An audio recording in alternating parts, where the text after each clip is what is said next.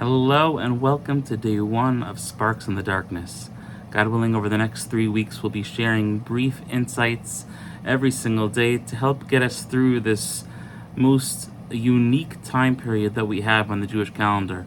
The 3 weeks in general is seen as a time in which we are meant to be saddened and filled up with these feelings of pain and of brokenness, because we realize that we do not have the Beis Hamikdash, we don't have the temple, and that whatever sins caused this destruction still continue to be perpetrated to this very day.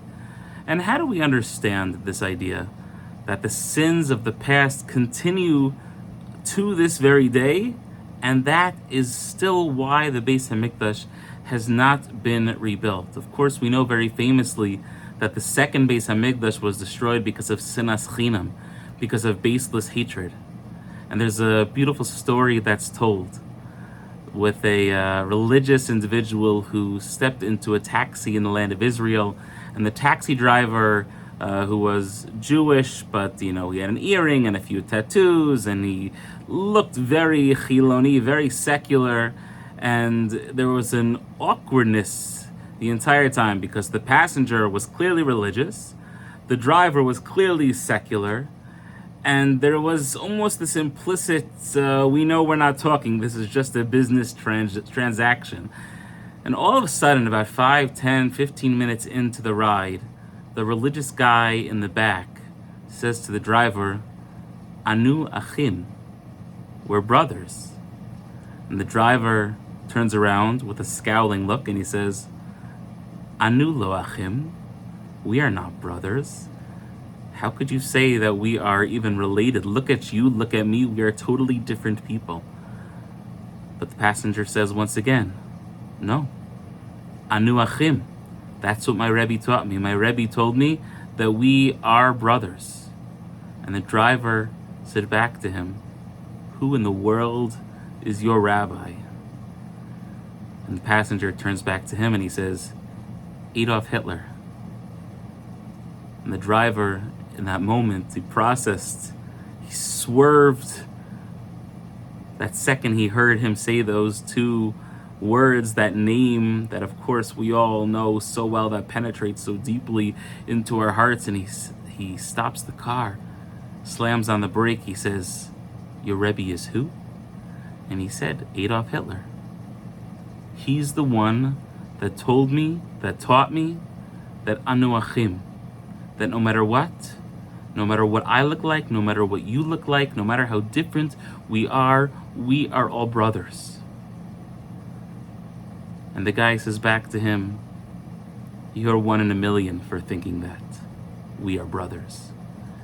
And the passenger says back to the driver, no, we are now 2 in a million, because we understand that we are brothers, and we can now show and teach this to others. And while this story sounds a little silly and maybe made up, although it seems to come from reputable sources, I think the message of it is so clear and understood and should be internalized as much as possible, that even if deep in our hearts we say that, we're pretty good people, we're nice to others, we do whatever we can to make a difference in the world, the notion of Anu Achim, that we are brothers, that when we look at another Jew, we say in our hearts, is that my family? Or is that just a stranger? That's, whatever. He's part of that other family, not my family. When we see a Jew walking across the street, when we see a Jew next to us in shul, when we see someone else who perhaps is not even in need, but would appreciate a smile, a hello, a nice gesture of friendship, do we offer that to someone else? Do we believe in our hearts, Anu Achim, that we are brothers, and that we are brothers and sisters, and that we are one family? And that seems to be at the root of what the entire period of the 3 weeks is all about. When we understand that the Beis Hamikdash was not rebuilt, not that it was destroyed 2,000 years ago, but that it was not rebuilt over the last 2,000 years, and when we understand that it's because at its root we struggle with the concept of Anu Achim, that we are brothers and sisters, that is what we can work on in this time period. To strive to have deeper relationships, not with just our friends, not with just our family who we know we are biologically related to, but to our entire mishpacha, the entirety of the Jewish people, to feel the pain, to experience the happiness, to have that palpable connection to those who are next to us in shul and around us in our community for one reason and one reason only, and that is because anu achim. May we be inspired.